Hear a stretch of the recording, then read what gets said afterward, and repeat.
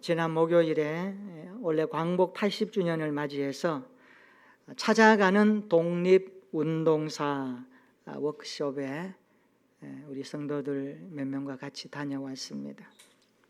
거기 가니까 독립운동했던 후손들이 꽤 많이 참여했습니다. 우리가 잘 아는 저항시인으로 잘 알려진 안동 도산 원촌 마을에서 출생한 본명이 이원록인데요, 이육사로 많이 알려져 있죠. 그 이육사 선생의 따님도 참여했습니다. 인사를 할 때에 왠지 마음이 우리가 쿵 했습니다. 그 오래전에 그분의 삶이 이 따님을 통하여서 이게 좀 뭔가 느껴진다 그럴까요? 그런 마음이 있었습니다. 이분은 17번의 옥살이를 하면서 대나무로 살점을 도려내는 아픔을 참아가면서 나라를 위해서 피를 흘렸습니다. 독립운동에 대한 정신을 끝까지 지켰죠.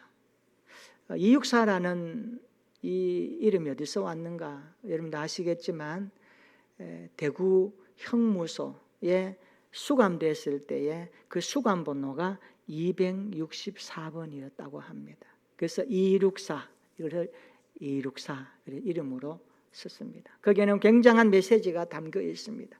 너희들이 일본이 우리를 식민지로 하려고 얼마나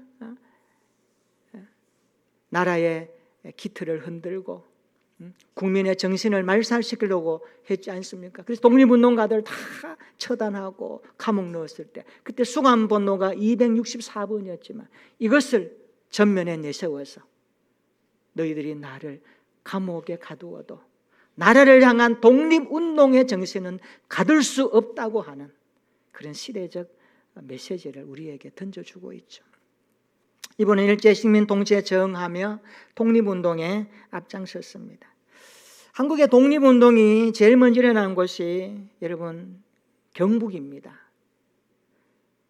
거기 책자에 보니까 가장 먼저 일어난 경북인데 전국에서 18,000명의 독립유공자가 있는데 경상북도에 2,495명이 있고요. 그 중에 안동이 391명입니다. 굉장히 많습니다. 그래서 안동을 독립운동의 성지다 이렇게 말합니다. 이것은 그냥 쓰는 말이 아니라 실제적으로 안동에서 독립운동을 한 사람들이 제일 많았고요. 독립운동의 성지라고 할 만큼 안동교회에서도 독립운동 만세했고요. 시내 나왔어요. 각각 해서 안동이 그만큼 독립운동의 성지라는 것을 역사를 연구하는 분들이 인정합니다. 그리고 안동이 또 가지고 있는 좋은 거 하나 있죠. 뭡니까? 정신문화의 수도. 저는 이것을 신앙으로 이렇게 한번 뒤바꿔 보기도 하면 하나님 안동이 영적 문화의 수도가 되게 해 주시옵소서 이런 마음으로 기도할 때도 있습니다. 정신문화의 수도를 뛰어넘어 그러면 정신을 뛰어넘는 게 영이거든요. 영혼이거든요. 우리가 그런 삶을 살면 좋겠다. 여러분 안동에 살고 있는 것이 어떻습니까? 대단한 자긍심으로 여겨지십니까? 어때요? 아니에요. 안동에 산다는 걸 자긍심을 가지고 독립운동의 성지로서 정신문화의 수도로서 이제 우리 그리스도인들이 영적 문화의 수도로 하나님이 주신 메시지를 가지고 살아야 될 삶의 포부와 의미와 목적과 가치를 우리의 마음에 품었으면 좋겠습니다. 여러분 독립운동이 있었기에 오늘의 대한민국이 있습니다. 나라 없는 국민은 생각할 수가 없습니다. 그래서 국민, 주권, 영토가 갖추어지면 그것을 나라라고 말합니다. 국민, 주권, 영토. 그렇다면 하나님의 나라는 어떨까요? 하나님의 나라는 어떨까요? 성경은 하나님의 나라를 천국으로 표현합니다. 우리 앞에 두 길이 있다고 말씀했습니다. 한 길은 천국 가는 길이고 다른 한 길은 지옥 가는 길입니다. 제가 지난 시간에 죽음 이후 두 번째 두 갈래의 길 가운데 첫 번째로 지옥에 대해서 말씀을 드렸습니다.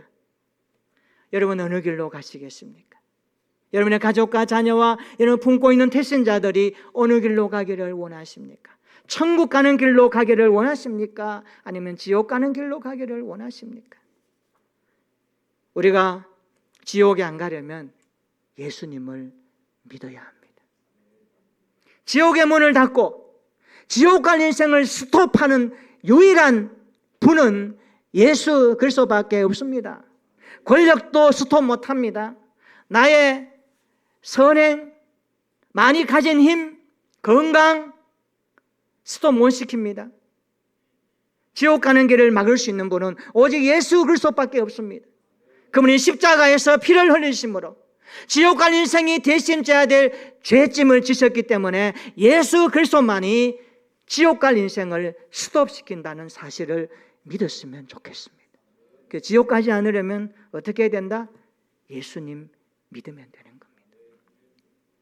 오늘은 죽음 이후의 두 갈래 길 두 번째 시간으로 천국에 대해서 말씀을 드립니다. 천국은 어떤 것일까? 여러분 서점에 가면 천국에 대한 책자들이 기독교 서적에도 나와 있고 일반 서적에도 나와 있는데 다양하게 쓴 책이 있습니다. 그런데 조심하셔야 됩니다. 왜냐하면 그런 책들은 개인적인 간증을 중심으로 쓴 책일 수도 있습니다. 또 어떤 책은 좀 이렇게 치우친 성경적이지 않는 책들도 들어 나와 있습니다. 그러니까 분별할 것이 필요한데요. 이런 그런 것들 볼 때는 꼭 여러분 교회에 담임 목사님에게 조언을 받고 보면 좋겠습니다. 왜냐하면 영향력을 끼치기 때문에 그렇습니다. 성경적인 근거와 신학적인 바탕 위에서 쓰여진 책을 잘 고를 수 있는 것도 필요합니다. 오늘 글소인은 성경에서 말하는 천국을 믿어야 합니다. 성경에서 말하는 천국을 믿어야 됩니다. 성경에서 말하는 천국을 소망하면서 신앙생활을 해야 됩니다. 그래서 글소인의 삶은 모든 것이 성경에 근거해야 하는 것입니다. 따라합시다. 글소인의 삶은 그 토대가 성경이어야 한다. 우리의 삶의 토대가 성경 위에 세워지기를 축원합니다.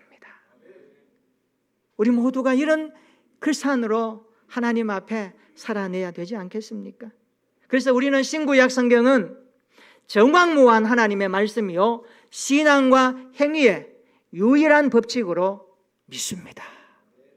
성경 신구약은 66권 성경책은 하나님의 말씀이요 오류가 없고 잘못됨이 없고 하나님 우리에게 주신 최고의 선물이고 이 성경이야말로 우리 인생의 잣대가 되고 신앙생활의 근본이 되고 삶의 토대가 되고 우리 인생의 나침반이 된다는 것을 믿으시기를 축원합니다.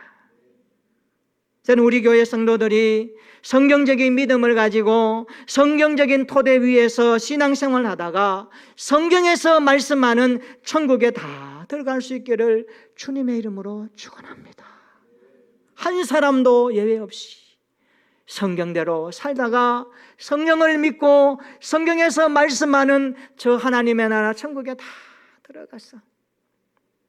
이 땅보다 더 좋은 그곳, 이 땅보다 더 놀라운 그곳, 형용할 수 없는 그곳, 약속하신 그곳 천국을 소망하면서 하루하루 이 땅 가운데 힘들지만 고군분투하면서 주님의 약속 붙들고 살아내는 거룩한 글소인들이 되시기를 주님의 이름으로 축원합니다. 요한계시록은 뒤로 갈수록 22장까지 되어 있는데 뒤로 갈수록 점점 더 천국에 대해서 세밀하고 분명하고 확실하게 언급하고 있습니다. 여러분 이해를 돕기 위해서 전체 한번 그림을 그려드립니다. 1장에는 주인공 예수님이 등장합니다. 어린 양 예수로 등장하십니다. 그리고 2장과 3장에 우리가 잘 아는 것처럼 소아시아 7교회에 대한 편지를 보내고 있습니다. 4장과 5장에는 하늘 보좌가 나옵니다. 주님은 하늘 보좌에서 온 우주를 다스리고 계시다는 것을 알 수가 있습니다. 6장부터 시작해서 7인 일곱 나팔, 일곱 대접에 대한 내용이 쭉 나오고 있습니다. 무시무시하죠. 인을 뗀다는 것은 개봉한다는 겁니다. 나팔을 분다는 것은 경고를 보낸다는 겁니다. 나팔 소리를 들으면 경고성이 나오는 거예요. 그리고 대접을 솟는다는 것은 진노가 임해서 심판이 나타난다는 겁니다. 그 사이에 12장부터 16장까지 보면 영적 전쟁이 나옵니다. 우리의 신앙생활은 평생 영적 전쟁 아닙니까? 주님 앞에 갈 때까지 영적 전쟁입니다. 원수 마귀 사탄은 우리를 하나님과 멀어지게 하려고 얼마나 다양한 방법을 쓰는지 모릅니다. 교회와 멀어지게 하고 기도 생활과 멀어지게 하고 말씀과 멀어지게 해서 할 수만 있으면 예수로부터 떨어뜨리게 해서 천국 못 가게 하려고 오늘도 원수 마귀 사탄은 수단과 방법을 가리지 아니하고 우리 가운데 유혹하고 시험하고 넘어지게 한다는 것을 알아야 됩니다. 이게 영적 전쟁에 우리가 알아야 될 필요성입니다. 그래서 이것을 마귀의 전략과 전술이라고 표현합니다. 그러나 말씀을 붙들고 떼어서 우리는 이겨낼 수 있습니다. 계시록 17장과 19장에 보면 큰 넘녀 바벨론의 멸망이 나옵니다. 하나님께서 굉장히 강하게 심판하십니다. 그리고 19장에는 교회가 승리하는 모습을 그리면서 어린 양의 혼인잔치가 나옵니다. 그리고 20장에는 천년 왕국이 나오고 백보자 심판을 거쳐서 21장과 22장에 보면 새하늘과 새 땅이 우리 앞에 도래합니다. 얼마나 가슴 뛰는지 모릅니다. 오늘 본문은 새하늘과 새 땅 천국에 대한 말씀입니다. 우리 요한계시록 21장 1절 한번 읽어볼까요? 오늘 본문이 이렇게 시작합니다. 다 같이 시작.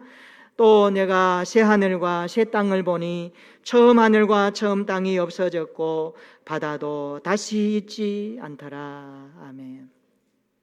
이 새 하늘과 새 땅은 구약에서 이미 말씀 많이 했습니다. 시편 102편 25절로 26절에도 말씀했고요. 이사야 65장 17절 66장 22절에도 보면 하나님은 이미 새 하늘과 새 땅에 대해서 언급하신 바가 있습니다.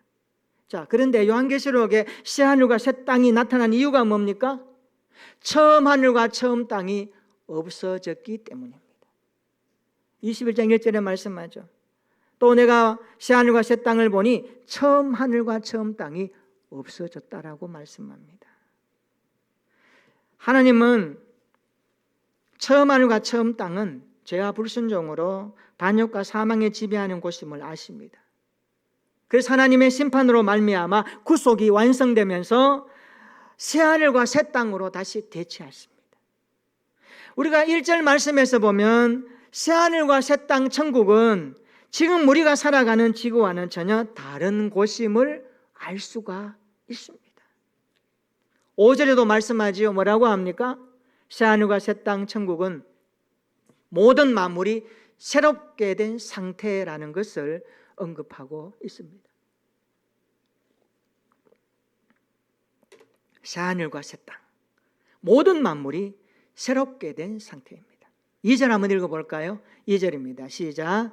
또 내가 보매 거룩한 성 새 예루살렘이 하나님께로부터 하늘에서 내려오니 그 준비한 것이 신부가 남편을 위하여 단장한 것 같더라.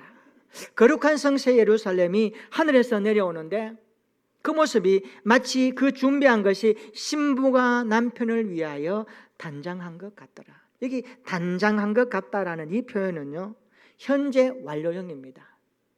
준비가 끝났다는 겁니다. 준비가 끝났다는 거예요. 다시 말하면 예수 그리스도가 영적인 신부인 성도를 데리고 새로운 보금자리인 하늘 처소로 인도해 드릴 준비가 완성되었다는 것입니다. 완성되면 주님이 오시죠. 그날 우리 모두가 그 앞에 서야 할 것입니다. 그렇다면 우리가 장차 들어갈 하나님의 나라, 새하늘과 새 땅 천국은 어떤 곳일까요? 오늘 본문은 우리에게 몇 가지로 짚어줍니다. 첫째로 우리가 들어갈 천국은 따라서 해볼까요? 완성된 임마누엘입니다. 완성된 임마누엘이 새하늘과 새 땅입니다. 우리 3절 한번 읽어보겠습니다. 3절 시작. 내가 들으니 보좌에서 큰 음성이 나서 이르되 보라, 하나님의 장막이 사람들과 함께 있음에 하나님이 그들과 함께 계시리니 그들은 하나님의 백성이 되고 하나님은 친히 그들과 함께 계셔서. 아멘. 구약시대에 하나님께서 이스라엘 백성들과 함께 하신 적이 있는데 어떻게 하셨나요? 구약시대 보면요, 성전과 성막을 통해서 함께 하셨습니다. 그런데 오늘 여기 보니까 새하늘과 새 땅은 완성된 임마누엘이라고 말씀하시면서 요한이 본 새 예루살렘의 핵심은 뭡니까? 하나님이 사람들과 함께 하시는 곳이다, 이렇게 표현합니다. 여기 보시면 함께 하신다, 이 단어가 반복적으로 나옵니다.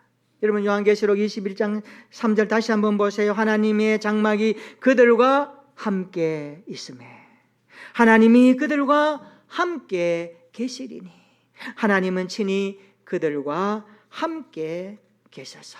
이것을 보면 새하늘과 새 땅 천국은 완성된 임마누엘임을 알 수가 있습니다. 완성된 임마누엘. 일찍 이사야 선지자는 임마누엘에 대한 징조로 이렇게 예언했습니다. 우리가 잘 아는 말씀이죠. 이사야 7장 14절 한번 읽어볼까요? 이사야 7장 14절입니다. 다 같이 시작. 그러므로 주께서 친히 징조를 너희에게 주실 것이라. 보라, 처녀가 잉태하여 아들을 낳을 것이요 그의 이름을 임마누엘이라 하리라. 징조, 사인, 하나님 주신 거예요. 임마누엘이 뜻이 뭡니까? 하나님이 우리와 함께 계시다. 이 땅에 예수님이 왜 오셨습니까? 우리와 함께 하시려고 오신 것입니다. 믿으십니까? 그래서 예수 그리스도를 임마누엘이라고, 임마누엘, 우리와 함께 하시려고.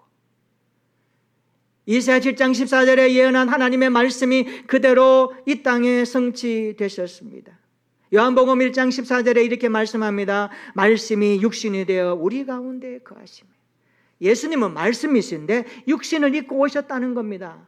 인간이 가진 육신의 몸을 입고 오셨는데 죄 없이 성령으로 잉태하셔서 오신 그분이 하나님이신 예수님이십니다. 그분이 왜 오셨는가? 함께 하시려고. 그래서 요한복음 1장 14절에 거하신다라는 단어를 쓰는데 천막을 치심에 이런 뜻입니다. 우리 안에 천막 치시고